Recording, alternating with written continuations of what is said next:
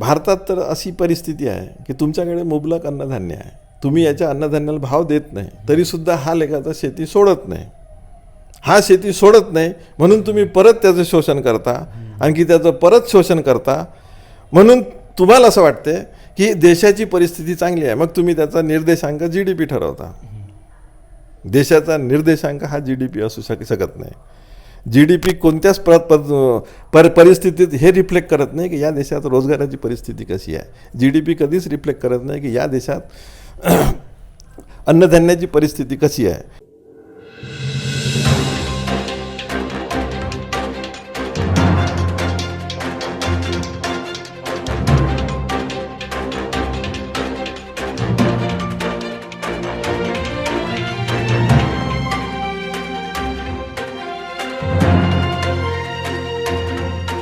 सेलोरून दीपक जोगीजन तुम्ही बघत आहात भारतीय वार्ता. आणि आजचा आपला व्हिडिओ थोडा म्हणजे नॉलेजेबल असणार आहे आणि थोडा म्हणजे कॉन्ट्रोवर्शियल सुद्धा असणार आहे. नेमकं अधिवेशनाबद्दल आज आपण बोलणार आहोत. आणि आपण जे कम्युनिस्ट पार्टीचे अधिवेशन जे 3 वर्ष लगत होत असते, त्या अधिवेशनामध्ये जे काही भरपूरसे कम्युनिस्ट पार्टीचे कार्यकर्ते वगैरे सहभागी होत असतात, त्यातल्या त्यात यवतमाळ जिल्ह्यातून अनिल जेपट यांची निवड करण्यात आलेली आहे त्यांच्या अधिवेशनासाठी, राष्ट्रीय अधिवेशनासाठी कम्युनिस्ट पक्षाच्या. तर नेमकं त्यांचं जे काही अधिवेशनाचे गांभीर्य आहे त्यांच्याकडून जाणून घेऊया आपण. तर नेमकं ते अधिवेशन जे होणार आहे त्यात आणखी गांभीर्य सांगायचं झाले नेमकं का, कसा आणि कोणत्या पद्धतीने काय सांगणार. कम्युनिस्ट पक्षाच्या ऑर्गनायझेशनल स्ट्रक्चरमध्ये साऱ्या जिल्ह्याचे, शाखेंचे अधिवेशन, आणखी राज्याचे अधिवेशन झाल्यानंतर राष्ट्रीय अधिवेशन हे दर 3 वर्षांनी होत असते. या अधिवेशनाचं महत्त्व असं असते की अधिवेशनाचा हेतू हा भांडवली पक्षांचा वेगळा असू शकतो, की नेतृत्व ठरवायचं आहे किंवा राजकीय ठराव बाजूला जाऊन, राजकीय अजेंडा बाजूला ठेवून त्यांचा मुद्दा हा असू शकतो की नेतृत्व फक्त ठरवणे. भारतीय कम्युनिस्ट पक्षाचा हेतू हा असतो नेहमीच की सध्याची परिस्थिती, यातील राजकीय संदर्भ, या राजकीय संदर्भाच्या अनुषंगाने तुमची स्ट्रॅटेजी संपूर्ण भारताच्या राजकारणाला दिशा देण्याकरता कम्युनिस्ट पक्षाचा राजकीय अजेंडा काय असला पाहिजे, आणखी हा 3 वर्षापर्यंत तुम्ही सातत्याने कोणत्या पद्धतीने गेले पाहिजे, या अनुषंगाने अधिवेशनाची सुरुवात होते. आणखी या केवळ एका या उद्देशाने आणखी संघटनात्मक तुमची परिस्थिती काय, त्या संघटनात्मक परिस्थितीसोबत तुम्ही राजकीय परिस्थितीला किती प्रभावित करू शकता त्याचं ॲनालिसिस करणे, आणखी सोबतच जनतेचे होरपळणारे प्रश्न, आणखी त्या आर्थिक मुद्द्यातून, त्या राजकीय परिस्थितीतून आणखी उद्भवणाऱ्या साऱ्या प्रश्नांचे भविष्याचे वेध घेणे. आणखी ते वेध घेत असताना तुमचं इंटरव्हेन्शन हे कितपत तुम्ही करू शकता, आणखी कोणत्या पद्धतीने करू शकता. तुम्ही कमी जर पडत असाल तर तुमची स्ट्रॅटेजिक महत्त्व काय, आणखी स्ट्रॅटेजी तुमची कशी असली पाहिजे हे ठरवण्याकरता नेमकं अधिवेशन हे घेण्यात येतं.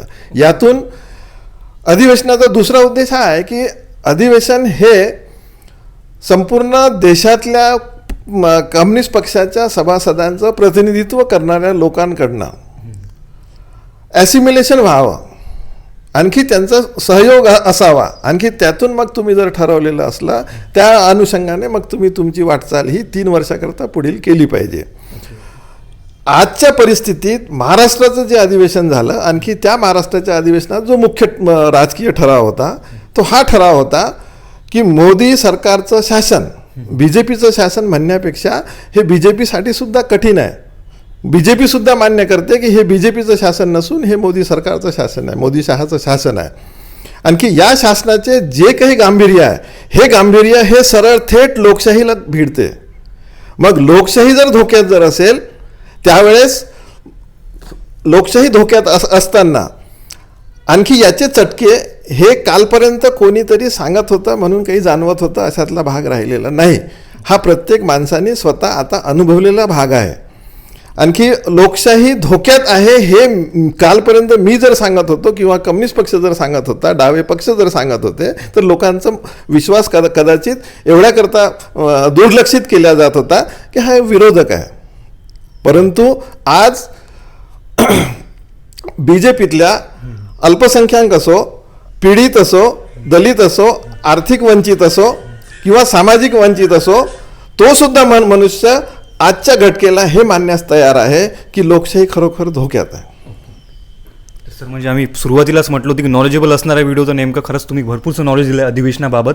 आणि कॉन्ट्रोव्हर्शियल सुद्धा म्हटलं होतं. नेमकं आता कॉन्ट्रोव्हर्सी सांगायची झाली, एक प्रश्न राहणार आपला आता की नेमकं अधिवेशनांमध्ये जे काही ठराव ठेवले जात असतात, समस्या ठेवल्या जात असतात, तर त्या समस्यांवरती आज ज्या सरकारवरती म्हणता येईल आपल्याला, सरकारचे जे काही अधिवेशन होत असतात त्याच्यावरती आज भरपूरशा समस्या आपल्या उद्भवलेल्या आहेत, त्या अजून पूर्ण नाही झाल्या आहेत. सामान्य नागरिकांना भरपूरशा समस्यांना पुढे जावं लागतं. तर नेमकं त्या समस्या ठेवल्या जात असतात का अधिवेशनामध्ये? अधिवेशनामध्ये कम्युनिस्ट पक्षाच्या अधिवेशनामध्ये 3 पद्धतीने कामं होतात. एक पहिल्यांदा राजकीय ठराव. राजकीय ठराव एवढ्याकरता असतो की तुमची स्ट्रॅटेजी राजकीय कशी असली पाहिजे. उदाहरणार्थ जर द्यायचं जर झाला, कम्युनिस्ट पक्षाचा मेन अजेंडा हा भांडवलशाही व्यवस्थेला घालवून समाजवादी व्यवस्था निर्माण करणे हा जरी मूळ उद्देश असला तरीसुद्धा आमच्या कुवतीनुसार, आमच्या ताकदीनुसार हे जरी आज शक्य जरी नसलं, आणखी दुसऱ्या कोणत्या पक्षांसोबत तुम्ही ज्यावेळेस युती करता त्यावेळेस ते सुद्धा भांडवली पक्ष असू शकतात, हा एक कळीचा आणखी वैचारिक मुद्द्याची बाब जरी असली तरी स्ट्रॅटेजिक म्हणून आपण हे ठरवतो की आजच्या घटकेला धोकादायक जर समजा लोकशाही जर उरली नाही तर मग तुम्ही समाजवाद कसा आणणार. म्हणून जनतेला पहिल्यांदा जर कोणती जर तुम्हाला जर राहत देण्याची जर गरज असेल, आज लोकशाही जर धोक्यात जर असेल, तर मग तुम्ही भांडवली पक्षासोबत तुम्ही एकत्र करा, युती करा, साऱ्या विरोधकांनी एकत्र या, परंतु मोदी शहा राजवटीला घालवा. कारण हा लोकशाही विरोधी आहे, आणखी हुकुमशाहीकडे चाललेला पक्ष आहे, आणखी त्यात संपूर्ण माणसांचे, नागरिकांचे अधिकार, मूलभूत अधिकार सोबतच राष्ट्रीय संपत्तीचा ऱ्हास, आणखी एक वित्त भांडवलशाहीच्या अडाणीसारखे किंवा अंबानीसारखे एक व्यक्ती म्हणून नाही, संपूर्ण वित्त भांडवलशाहीला पुरस्कृत असणारं सरकार, ज्यातून निर्माण होणाऱ्या समस्या अशा आहे की ज्याचं सोल्युशन हे केवळ तुम्ही कल्याणकारी राज्य निर्माण करण्याकरता तुमचा पर्यायी आर्थिक अजेंडा असला पाहिजे. या अजेंड्याकडे नेणे, राजकीय विरोध म्हणून तुमचे राईट्स प्रोटेक्ट झाले पाहिजे. या सगळ्या गोष्टी करता तुम्हाला आजच्या गरजेची जर गोष्ट जर असेल तर तुम्ही राष्ट्रीय संपत्ती वाचवली पाहिजे, तुमची लोकशाही वाचवली पाहिजे.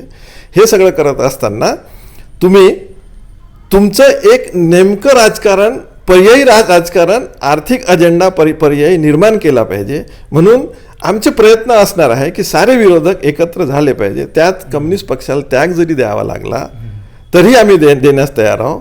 म्हणून हे एक आमचं उद्दिष्ट म्हणून, उद्दिष्ट सफल होईल किंवा नाही होणार, सगळे भांडवली पक्ष आणखी सारे विरोधी पक्ष BJPचे एकत्र येऊन त्याला शह देणार आहे की नाही, हा जरी समजा भविष्याचा वेध जरी असला, मुद्दा जरी असला, तरी पण प्रयत्न आमचे इमानदारीनं राहणार आहे.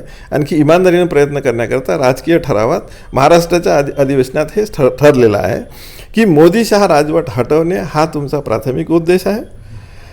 राजकीय ठराव हा झाला. मग हाच आम्ही राजकीय ठराव आमच्या नॅशनल कॉन्फरन्समध्ये सुद्धा महाराष्ट्राच्या वतीने मांडू. मग नॅशनल अधिवेशनामध्ये दुसरा ठराव होतो, तो संघटनात्मक ठराव होतो की म्हणजे आम्ही मुद्दे कोणते घेतले पाहिजे की जेणेकरून आमचं संघटनात्मक आम्ही मजबूत होऊ. आजची आमची संघटनात्मक परिस्थिती काय आहे, त्याच्यानुसार आम्ही संघटनात्मक मजबूत होण्याकरता आम्ही अजून काय करू शकतो. आणखी दुसरा मुद्दा हे असताना त्याच्यात ॲसिम्युलेशन होऊन आम्ही ठरवू की म्हणजे आज आमच्यातली जर कमतरता जी असली की स्ट्रॅटेजिकली आम्ही तरुणांना आमच्याकडे आकृष्ट करू शकत नाही. जसे भांडवली पक्षाकडे तरुण लोक असतात, आमच्या पक्षाकडे तरुण लोक कमी जरी दिसत असले, परंतु नाही अशातला भाग नाही. इंटरव्हेन्शन जर असलं तरी तरुण येण्यासाठी, परंतु आकृष्ट करण्याकरता आमची स्ट्रॅटेजी काय असावी, याच्याकरता बेरोजगारी हा मुद्दा सगळ्यात मोठा कळीचा मुद्दा आहे. मग हा बेरोजगारीचा मुद्दा, याच्याकडे सोल्युशन भांडवली पक्षाकडे नाही, आणखी मोदी शहाच्या आर्थिक अजेंड्यात निघत नाही. वित्त भांडवलशाहीला तुम्ही जोपर्यंत पर्याय व्यवस्था देत नाही, त्याच्यातून तुम्ही लघु उद्योग, शेती उद्योग, आणखी कोणताही उद्योग हा रोजगार निर्मितीक्षम असावा ही तुमची अट असत नाही, तोपर्यंत रोजगार निर्मिती क्षमता खतम झालेली आहे. संपूर्ण तुम्ही जवळपास 2014 ते 2023 पर्यंत जरी पाहिलं तरी 23 पर्यंत मागच्या 4 वर्षाच्या कालावधीत रोजगार निर्मिती क्षमता शून्य आहे. त्याच्यात जर समजा तुम्ही अजून जर खोलात राजकीय म्हणजे सरकारी अहवालात जरी गेले, मी जरी नाही म्हटलं NSOचा डाटा तर या सरकारने बंद केला 2 वर्षापासून, परंतु त्या डाटामध्ये सुद्धा तुम्ही जर गेले तर तुम्हाला दिसेल की रोजगार निर्मिती क्षमता तर झाली नाही, उलट कोरोनाच्या काळानंतर तुमच्याकडे रोजगार केवढे रोजगार होते त्याच्यातले 2,500 करोड रोजगार कमी झाला. अजून आता BSNL सारखे सारे सार्वजनिक उद्योग जसे बंद होत आहे तसे होत आहे. कालपर्यंतची न्यूज होती की जुलैमध्ये रिसेशन चालू झालं, त्याच्यात IT सेक्टरमधले 30,000 2 महिन्यात पुन्हा गायब झाले. यानंतर रोजगार निर्मिती कमी, रोजगार टिकवणे कठीण. आणखी त्यात मग एखाद्या मोदी सरकारने म्हणणे की तू पकोड़ा तल लेंगे लेकिन उसकी कीमत क्या होगी वो कौन बताएगा. प्रश्न हा की जर समजा कोणी जर म्हणत असेल पकोडा तोलून जर 6,000 जर जगणे जर होत जर असेल तर मग प्रश्न हाच उरतो की 6,000 जर जगणे जर होत जर असेल तर साऱ्यांनाच मग रोजगार मिळाला पाहिजे. मग एखाद्या अडाणीकडे त्याच्याकडे एवढा पैसा आहे म्हणजे जवळपास त्याची संपत्ती ही 470,000 कोटी म्हणजे 4,70,000 कोटी हा भांडवल जर समजा एका वर्षात निर्माण जर करत असेल तर त्याला मग तेवढं खाण्याकरता लागेल का त्याचं स्वतः करता. दुसरी गोष्ट, कोरोना काळात साऱ्या भांडवलदारांनी सांगितलं होतं की पैसा बोले हमको नहीं चाहिए, पैसा आमच्याकडे मुबलक आहे, परंतु आम्ही प्रॉडक्ट निर्माण केल्यानंतर त्याची मागणी आहे का, कारण याची क्रयशक्ती खतम झालेली आहे. मग क्रयशक्ती खतम झाली म्हणून आम्ही प्रोड्यूस का करावं. मग ते भांडवल, त्याच्याकडे असलेलं भांडवल हे खाली पडलेलं होतं. मग कोरोनाच्या काळानंतर परत ते भांडवल जर समजा रिअल इस्टेटमध्ये जाईल तर मग रिअल इस्टेट पुन्हा रोजगार निर्मिती क्षमतेच्या बाहेरचा उद्योग आहे. तुमच्या भांडवलशाहीमध्ये आजच्या घटकेला भारतात ग्रोथ कोणाची आहे, प्रोडक्टिव्हिटीची ग्रोथ नाही. GDPची ग्रोथ जर कोणी जर सांगत असेल तर ग्रोथ ही फक्त सर्व्हिस सेक्टरची आहे. सर्व्हिस सेक्टर म्हणजे का, माझे केस वाढले असेल तर समजा त्याला जर समजा कटिंग करण्याकरता 350 रुपये लागावे, मग ते 350 रुपये प्रोडक्टिव्हिटीमध्ये का त्याचे केस का करायचे, वीक बनवायचे. प्रश्न हा आहे की पैशाचा विनिमय आणखी त्याचा सर्क्युलेशन हे जोपर्यंत प्रोडक्टिव्ह होत नाही तोपर्यंत रोजगार निर्मिती होत नाही. अशा प्रकारचे मुद्दे आपण त्या अधिवेशनात ठेवतो. प्रत्येक राज्याकडनं आपले स्वतःचे ठराव येतात. यवतमाळ जिल्ह्याचा जर समजा प्रामुख्याने जर विचार जर केला तर माझ्या मते हा एक ठराव त्यात असायला पाहिजे. आणखी मी मांडणार की एक नॅशनल नीती म्हणून बेरोजगारीचा प्रश्न हा तुम्ही हाताळला पाहिजे. बेरोजगारीच्या प्रश्नात तुम्ही तात्कालिक प्रश्न म्हणून तुम्ही त्याला बेरोजगारी भत्ता दिला पाहिजे. बेरोजगारी भत्ता हा कधीही तुमचा 17,000च्या कमी नसावा. आणखी दीर्घकाल मुदतीचा तुमचा अजेंडा म्हणून तुमची सरकार येतपर्यंत तुमचा अजेंडा हा असला पाहिजे की तुम्ही त्याला बेरोजगारी भत्ता द्या तात्कालिक. आणखी दीर्घकाल मुदतीचा मुद्दा म्हणजे रोजगार 100% निर्मिती करण्याकरता आर्थिक अजेंडा तुमचा असला पाहिजे. त्याकरता तुम्ही पक्ष म्हणून हा मुद्दा ऐरणीवर आणण्याकरता प्रत्येक आंदोलनात हा ऐरणीवर ऐरणीवर घालण्याकरता युवकांना आकृष्ट करण्याचा प्रयत्न केला पाहिजे. दुसरा मुद्दा, रोजगार निर्मिती करता शेतकरी हा दुर्लक्षित प्राणी आहे. एक तर शेतकऱ्याचा माल हा विक्रय माल समजला जातो. दुसऱ्या अनुषंगाने शेतकऱ्याचा माल हा विक्रय माल जरी समजला तरी सुद्धा यातला जो फरक आहे, शेतकऱ्याला मिळाल्यानंतरचा जो युजर एंडपर्यंत जो फरक आहे हा फरक दुपटीचा आणखी तिपटीचा आहे. तो फरक जर कमी केला तर युजर एंड टू शेतकरी, म्हणजे समजा कापड जर बनत असेल तर कापड घालणारा आणखी कापडासाठी कच्चा माल विकणारा, यातली तफावत जर कमी केलं तर या शेतकऱ्याचा भाव वाढवता येतो. आणखी हा शेतकरी आजही रगडत कवड्या करता MSP त्याला किती मिळेल. काल एक सांगत होता की 21,000 त्याचा पर क्विंटल कापूस विकला गेला. एका रिसिप्टनी जर समजा त्याला तुम्ही जर सांगत असाल का हा फायद्यात आला, तर जनरलायझेशन ऑफ प्रॉफिट होत नाही. प्रश्न हा आहे की जर समजा याला 6,400 रुपये जर समजा 6,040 रुपये याचा जर MSP यावेळेस जर ठरवण्यात आला कापसाकरता, तर हा MSP याला इथल्या तुमच्या वणीच्याच जिनिंगमध्ये तुमच्या व्यावहारिक दृष्टीने जरी पाहिलं तरी तुम्हाला त्याच्यात MSPच्या कमी विकत घेणारे लोक मिळतात. BJP गव्हर्नमेंट आल्यानंतर त्याच्यात एक कायदा काढण्यात आला होता. कोणता कायदा? तर म्हणजे MSPच्या खाली माल घेता येतो प्रायव्हेट कृषी उत्पन्न बाजार समितीमध्ये. मग प्रश्न निर्माण होते की MSP कशासाठी, मग MSP कशासाठी हा जर मी प्रश्न उपस्थित केला तर मग तुम्ही सांगत होते की ना 21,000 माल गेला होता, म्हणजे एक रिसिप्ट म्हणजे काही प्रत्येकाला 21,000 मिळाले का? मागच्या वर्षी जर उदाहरण जर सांगितलं का मागच्या वर्षी कापसाला भाव होता, तर मागच्या वर्षी त्याच्याकडे उत्पन्न कमी होतं, त्याला भाव होता, उत्पन्न कमी होतं, तर त्याच्याकडे जाणारी आमदनी तेवढीच झाली. आणखी त्याचं उत्पन्न कमी होण्यासाठी त्याची उत्पादन घेण्याकरता त्याला जो खर्च होता तो तेवढाच होता, कारण त्याने कापूस तेवढाच लावला, यील्ड त्याचं कमी आलं. आणखी मग त्याचं यील्ड जर कमी जर आलं तर मग त्याला भावाने कॉम्पन्सेट केलं. म्हणून काय मग असं जर असलं तर मग तुमच्याकडे एक प्रॉपर व्यवस्थित हे पाहिजे, व्यवस्था पाहिजे की ह्या मालाचा युजर एंड सोबत जर तुम्ही संबंध जर लावला तर MSP नावाची वस्तूसुद्धा बाजूला लावून त्याला तुम्ही जास्तीत जास्त हे देऊ शकता. आणखी मी जर हे जर म्हणत जर असेल तर मग 3 कृषी कायदे हे त्याच्यातच ठरतात. 3 कृषी कायद्याचा विरोधही हा त्याच्यातच ठरतो. 3 कृषी कायदे हेच सांगत होते की युजर एंडपर्यंत याचा जो संबंध जोडणारा तुमचा जिनिंगसारख्या ज्या व्यवस्था होत्या, आणखी तुमच्या ज्या सरकारी सूतगिरण्या होत्या, तुमची कृषी उत्पन्न बाजार समिती ही जी एक व्यवस्था होती ही घालवून टाकणे, मग ही घालवून टाकणे तर पुन्हा त्याची दरी वाढवणे. आणखी मग त्याच्यानंतर दुसरा कायदा होता कार्पोरेट शेती करणे. कार्पोरेट शेती करणे म्हणजे मग तू लायकीचा नाही म्हणून आम्ही करतो, म्हणून त्याच्यात भांडवल ओतणे. आणखी भांडवल ओतल्यानंतरच मग तो त्याच्या विकण्याच्या लायकीचा होता, म्हणजे एंड युजर पलीकडे राहिला. मग याने फक्त जी मधातली जी गॅप होती, शेतकरीच हा बनल्यानंतर मग ही मधातल्या गॅपचा मालक हा बनणार. म्हणून हा मधातला जो गॅप आहे, difference from end user to the farmer, ही गिळंकृत करण्याकरता गॅप, तो एक कायदा होता कार्पोरेट शेती.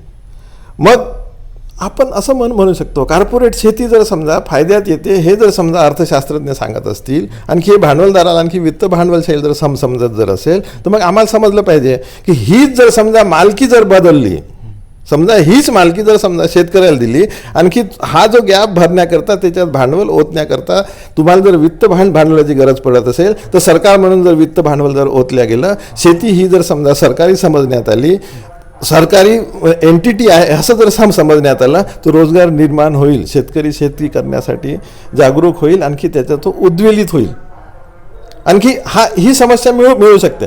परंतु प्रश्न मुळात कम्युनिस्ट पक्ष आणखी बाकीचे पक्ष यात हाच आहे की मी मुळात एक गोष्ट सांगतो, कम्युनिस्ट पक्ष म्हणून आम्ही सांगतो की संपूर्ण मालकी ही उत्पादन साधनावरची मालकी ही जनसामान्याची असली पाहिजे, कष्ट करणाऱ्याची असली पाहिजे.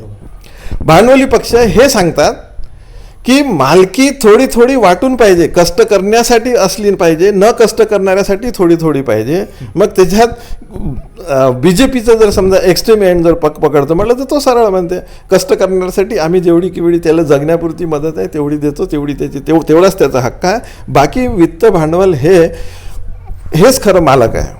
मग त्याच्यातून साऱ्या समस्या उद्भवणं होतात.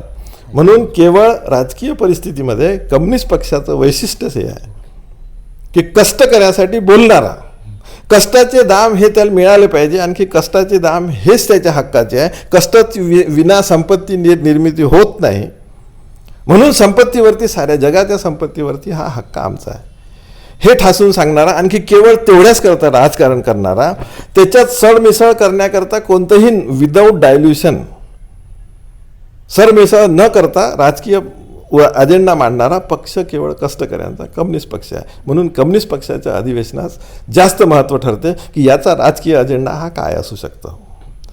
याचं क्रायसिस हे भारतातच नाही संपूर्ण जगाचं क्रायसिस आहे. तुम्ही श्रीलंकेचं उदाहरण पहा. श्रीलंकेच्या बाजूला असणारे जवळपास 16 देश, यात जर समजा कम्युनिस्ट पक्ष जर समजा मजबूत जर नसला, त्यात जर समजा त्याचे विचार जर समजा नसले, तर मग कुठे उजवी शक्ती वाढते, कुठे मग हे होते. जसं समजा त्याचं उदाहरण मी सांगतो. उदाहरण त्याचं असं आहे की जर समजा रोजगार निर्मिती झाली नाही, तर मग तुमच्या गावातला सुद्धा माणूस म्हणाल की या गावात जर समजा उद्योग जर लागत असेल तर या उद्योगात इथलेच लोक लागले पाहिजे. आणि त्याला जर समजा अनुषंगानं नोकरी जर लागली, छत्तीसगडमध्ये जर लागली, तर मग तो म्हणते नाही मैं छत्तीसगड में जाके नोकरी करूंगा. मग मनस्थिती कशी आहे, म्हणजे मागणी चुकीची आहे की रोजगार हा क्षेत्रवाईज असला पाहिजे, ही त्याची मागणी, ही तात्कालिक असेल, परंतु ती मागणी प्राईम ठरवून मग राजकारण ठरते. म्हणजे जर समजा जसं जसं क्रायसिस हे उद्देशासोबत जर नसलं तर तुमच्या प्रतिगामी मागण्यासुद्धा उठतात, आणखी आपल्याला वाटायला लागते की हे बरोबर आहे. म्हणून रोजगार निर्मितीसाठी म्हणजे जर समजा कम्युनिस्ट पक्षाचे विचार हे समाजात जर समजा नसले, तर त्याला दिशा मिळणं कठीण जाते. आणखी मग त्याच्यातून राजकीय शक्ती ही प्रतिगामी राजकीय शक्तीसुद्धा उद्भवू शकते. म्हणूनही त्याच्यात जास्त इंटरव्हेन्शन हे कम्युनिस्ट पक्षाचं असलं पाहिजे. म्हणूनच आमचं अधिवेशन असते. लोकांना समजवणे हा आमचा उद्देश. समजवताना कोणत्याही अनैतिक मार्गानं राजकारण न करणे हा सुद्धा आमचा उद्देश आहे. अदरवाईज BJP असो, सेना असो, काँग्रेस असो, हे सारे पक्ष यांना स्ट्रॅटेजी म्हटलं तर स्ट्रॅटेजी म्हणून त्याला पैसेसुद्धा वाटता येते, मोर्चा म्हणून त्याला पैशानं सुद्धा माणसं आणता येते. परंतु कम्युनिस्ट पक्षाचा असा आजपर्यंतचा इतिहासच नाही की जेवढे केवढे आमचे जनप्रतिनिधी निवडून आले असतील, जेवढं केवढं आम्ही आजपर्यंत राजकारण केलं असेल, हे राजकारण नेहमीच आम्ही स्वबळावर येणारा कष्टकरी, स्वतःच्या पैशांनी आंदोलन निर्माण करणारा शेतकरी किंवा कष्टकरी याच्या भरोशावर आम्ही करतो. आम्ही आमच्या अजेंड्यानुसार लोकांना मतं मागतो, वाटलं तर द्या, आमचा अजेंडा वाटलं त्याच्यासाठी आम्ही जेवढे केवढे प्रयत्न करता येईल. म्हणून संघटनात्मक गोष्टीवरती आम्ही विचार करतो. तिसरा मुद्दा अधिवेशनात हा असतो की तुमच्या राज्याचे, तुमच्या जिल्ह्याचे प्रश्न काही असतील, त्याच्यावर काही राजकीय ठराव असेल. जसं मी सांगितलं का, यवतमाळ जिल्ह्याच्या वतीने, महाराष्ट्राच्या वतीने मी बेरोजगारी, आणखी पूरपीडित परिस्थिती, आणखी शेतकऱ्याच्या प्रॉडक्टिव्हिटीमध्ये प्रोडक्शन मूल्य MSPच्या वरती जायला पाहिजे, आणखी MSP ही गॅरंटीड असायला पाहिजे, याच्याकरताचा ठराव. आणखी सोबतच वनजमिनीचा कायदा 2005 बनवला. त्याच्यानंतर त्याच्यात तुम्ही ज्या कलमा टाकल्या, आजपर्यंत तुम्ही पट्टे दिले नाही. म्हणजे मग ते 2005च्या कायद्याचा जर समजा हे जर इम्प्लिमेंटेशन जर होत नसेल 2022मध्ये देखील, मग त्याचा अर्थ का? जो अर्थ सिलिंग ॲक्ट इंदिरा गांधीने आणला, आणखी इम्प्लिमेंटेशनसाठी कम्युनिस्ट पक्षाला सरसावा लागला. सिलिंग ॲक्टचा तुम्ही इतिहास जर पाहिला असेल तर किमान महाराष्ट्रात मला माहिती आहे की सिलिंग ॲक्ट बनल्यानंतरही कोणत्या काँग्रेसवाल्याने कधी कोणाला जमिनी दिल्या नाही.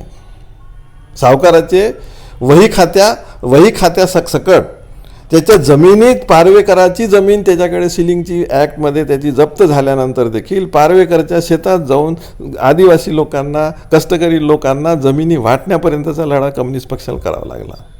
म्हणजे केवळ कायद्याने होत नाही, कम्युनिस्ट पक्ष लढला, आणखी त्या लोकांना जमिनी दिल्या. म्हणून 2005च्या कायद्याचं सुद्धा तेच झालं. कायदा बनवून टाकला, अजूनपर्यंत इम्प्लिमेंटेशन नाही. पट्टे आत्ता कुठं म्हणजे आता सुरू केलं की म्हणजे आता वाटा, परंतु वाटा कुठं 2005च्या कायद्यात असलेल्या पात्र ठरत असलेल्या त्याच्यात ज्या कलमा काही टाकल्या, आणखी त्याच्यात परत जे इम्प्लिमेंटेशन केलं, तर त्या इम्प्लिमेंटेशनमध्ये ते अजून अडथळे येतात. त्याच्यात जे गावातली कमिटी जे दिलं त्याला जो अधिकार दिला, तर ते ठरवतील तर त्या माणसाचा त्याच्यावरती कब्जा होता की नाही. तो 75 वर्षाचा त्याच्याकडे कब्जेचं हे आहे की नाही. ह्या साऱ्या कलमा फक्त त्यांना जमिनी मिळू नये. आणखी महत्त्वाचा भाग असा आहे की देशाची अन्नधान्याची साठवणुकीची गरज या देशातला शेतकरी, मग तो पट्टेदार असो, अतिक्रमणधारी असो किंवा त्याच्याकडे 7/12 असलेला शेतकरी असो. अल्पभूधारक शेतकरी जर या देशात 86% आहे, 86% शेतकरी जर अल्पभूधारक आहे, आणखी आजही आमच्याकडे गरज कोणत्याही देशाची प्राईम गरज ही अन्नधान्य असणे, अन्नधान्याचा साठा असणे. या देशातल्या साऱ्या सरकारांनी आजपर्यंत तुमचे नागरिक हे नागरिक म्हणून आणखी देश म्हणून ताटकणा जर ठेवत जर असतील तर फक्त तुमच्या देशातला शेतकरी. ज्या देशाच्या शेतकऱ्याकडे किंवा शेतमालाचा तुटवडा पडतो तो देश ताटकण्याने उभं राहू शकत नाही. भारतात तर अशी परिस्थिती आहे की तुमच्याकडे मुबलक अन्नधान्य आहे, तुम्ही याच्या अन्नधान्याला भाव देत नाही, तरीसुद्धा हा लेखाचा शेती सोडत नाही. हा शेती सोडत नाही म्हणून तुम्ही परत त्याचं शोषण करता, आणखी त्याचं परत शोषण करता. म्हणून तुम्हाला असं वाटते की देशाची परिस्थिती चांगली आहे, मग तुम्ही त्याचा निर्देशांक GDP ठरवता. देशाचा निर्देशांक हा GDP असू शकत नाही. GDP कोणत्याच परिस्थितीत हे रिफ्लेक्ट करत नाही की या देशात रोजगाराची परिस्थिती कशी आहे. GDP कधीच रिफ्लेक्ट करत नाही की या देशात अन्नधान्याची परिस्थिती कशी आहे, या देशात भूकबळी होते का. होते ना. भारतात जर भूकबळी जर होत असेल तर लोकशाही माही GDPने खूप मोठी झाली, 500 ट्रिलियनची करू, 5 ट्रिलियनची करू. ह्या गोष्टी सरळ सरळ अवाजवी, काल्पनिक, आणखी जर समजा अत्युच्च पातळीवर तुम्ही गाठण्याच्या परिस्थितीत जरी असले, आणखी लोक जर समजा उपासानीच जर मरत जर असले तर ही देशासाठी शर्मनाक गोष्ट असावी, आणखी ही राष्ट्रीय अपमानाची गोष्ट ठरवल्या जावी. जसा तुम्ही देशद्रोह ठरवला, राष्ट्रीय अपमान का नाही ठरवत. आणखी त्या दिवशी या देशाच्या पंतप्रधानांनी जरूर ज्या देशात एक जरी भूकबळी जरी गेला तरी अशी कलम टाकली पाहिजे की या देशातल्या पंतप्रधानांना राजीनामा दिला पाहिजे. मी या देशातल्या एका माणसाचा जीव वाचवू शकलो नाही. एवढी तर मौलिक अधिकार ठेवा, आणखी एवढी तर राजकीय लाज ठेवा. असे मुद्दे या अधिवेशनात सरमिसळपणे आहे. कामगाराचा मुद्दा आहे, स्कॅव्हेंजिंग अजूनही होते आहे. लाजिरवाणी गोष्ट आहे. मी सांगितलं ना, भूकबळी जसा मरतो तसा जर कोणी जर समजा या देशातला सांडपाणी उपसताना जर समजा मरत जर असेल तर तुम्ही सांगता की आमचा देश हा इस्रोने एवढा समोर नेला, तिथं रॉकेट पाठवला, आणि तुमच्याकडे काय झालं, एक सांडपाणी साफ करण्याकरता मशिनरी नाही, एका माणसाचा बळी घेता. स्कॅव्हेंजिंग हे आमच्यासाठी अजून लाजेची गोष्ट नाही का. हे सारे मुद्दे उपस्थित होईल. कामगार चळवळीत लेबर कोड बिल आहे. लेबर कोड बिल हे सरळ सरळ इंडस्ट्रियल डिस्प्यूट ॲक्टच्या पुस्तकाचं कव्हर बंद करण्याचे लेबर कोड बिल आहे. इंडस्ट्रियल डिस्प्यूट ॲक्ट ज्या दिवशी खत्म होईल, लेबर कोड बिलाने खत्म केला, त्याचं इम्प्लिमेंटेशन ज्या दिवशी जोराने चालू होईल त्या दिवशी या देशातला कोणताही कामगार स्वतःचा हक्क हा होता हे म्हणण्याच्या लायकीचं राहणार नाही. चौथी गोष्ट, सरकार म्हणून तुमच्याकडे मशिनरीज सगळ्या खतम केल्या. उदाहरण म्हणून जर तुम्ही जर लक्षात जर घेतलं, जर समजा तुमच्याकडे विजेचं बिल जर समजा जास्त आलं तर हे जास्त का आलं हे विचारण्याकरता मला एखादा ऑफिस सांगा. ऑफिसच नाही ठेवलं. ते जर समजा प्रायव्हेट कंपनीकडे दिलं तर तो कंपनीवाला म्हणते कालपर्यंत तू बिल नाही भरलं, तू बिजली कापून टाकतो. बिजली हा मूलभूत अधिकार आहे तुझा. तू अंधारात असावा, तुझ्याकडे पैसे नाही म्हणून तू अंधारात असावा, अशी जर सरकार जर असेल. दोस्तो, संदेश माझा या अधिवेशनाच्या दृष्टिकोनातून जनतेसाठी एकच आहे की किमान तुमचे मौलिक अधिकार, तुझे अधिकार जगण्याकरता का अधिकार आहे एवढ्यावर तर कधीतरी विचार करशील की नाही, केला पाहिजे. आम्ही कम्युनिस्ट पक्ष म्हणून आमच्या पद्धतीने आम्ही करू, आमच्या पद्धतीने आम्ही लढे देऊ, पण त्या लढ्याला जोपर्यंत आकार येण्याकरता संख्येने तुम्ही जर जुटणार जर नसाल तर मग समस्या अजून बिकट होईल. आणखी हेच एक आव्हान करून कम्युनिस्ट पक्षाचं अधिवेशन 24वं अधिवेशन राष्ट्रीय चिरायू हो, आणखी त्यात मी सहभागिता घेऊन यवतमाळ जिल्ह्याचे प्रश्न जास्तीत जास्त जे मी सांगितले हे अनुषंगानं मांडील. त्यात सोबतच बाकी अजून काही प्रश्न जर उपस्थित झाले, आणखी माझ्या लक्षात जर आले. अजून एक मुद्दा आहे. तुमच्याकडे धरणं खूप झाले. पूर परिस्थितीसाठी देश सांगत आहे की पूर परिस्थितीसाठी का दिला सांत्वना 13,600 रुपये. हे हो का? 13,600 तुम्हाला वाटत आहे की माझ्या पिकाचा नुकसान भरपाई दिली. हे नुकसान भरपाई नव्हे ना, NDRFचा फंड सांत्वना राशी आहे ती, की बाबू रे तू पुरात जर डुबला तर तुला फक्त 1-2 महिने जगण्याकरतासाठीची ही राशी आहे. सरकार अशा पद्धतीने सांगते की आम्ही त्याचं कॉम्पेन्सेशन दिलं. कॉम्पेन्सेशन हा अलग विषय आहे. कॉम्पेन्सेशन हा विषय सर्वेक्षणानंतर केला जातो. आणखी ही सांत्वना राशीत जर समजा तुम्ही नुकसान भरपाई म्हणून जर सांगत असाल तर एक तर चूक, दुसरी गोष्ट त्याच्यावरती अन्याय, चौथी गोष्ट नाकारणे. त्याचं नुकसान झालं हे नाकारणे, आणखी मी देण्याकरता सक्षम नाही, आणखी मी देत नाही, तू पाहून घे. हा लोकशाहीवरचा बेदरकारपणे तुम्हाला केलेलं आव्हान आहे. खूप खूप धन्यवाद सर आमच्यासोबत जोडण्यासाठी. तर म्हणजे जे काही याचं अधिवेशन, राष्ट्रीय अधिवेशन कम्युनिस्ट पार्टीचे, ज्याचे पूर्ण महत्त्व, पूर्ण गांभीर्य आपल्याला यांच्या अनिल चेपड यांच्याकडून मिळालेलं आहे. नेमकं काय मुद्दे त्यांनी ठेवणार होते, बेरोजगारी, संपूर्ण जे काही विरोधी पक्ष एकत्रित येणे, असे भरपूरसे म्हणजे महत्त्वाचे मुद्दे आणि खूप वेगळे आगळे मुद्दे, क्रिएटिव्ह मुद्दे यांनी आपल्यासमोर मांडले आहे. तर एवढं जास्तीत जास्त लोकांपर्यंत शेअर करा, जेणेकरून जे काही मुद्दे कम्युनिस्ट पक्षांचे जे काही मुद्दे आहेत ते लोकांपर्यंत कळेल. आणि जे काही म्हणता येईल की आज शेतकरी मागे चालला आणि व्यापारी समोर चालला आहे, म्हणजे मेन उत्पादकच मागे चालला आहे. तर व्हिडिओ जास्तीत जास्त लोकांपर्यंत शेअर करा. तुम्ही बघत आहात भारतीय वार्ता समाचारचा. धन्यवाद.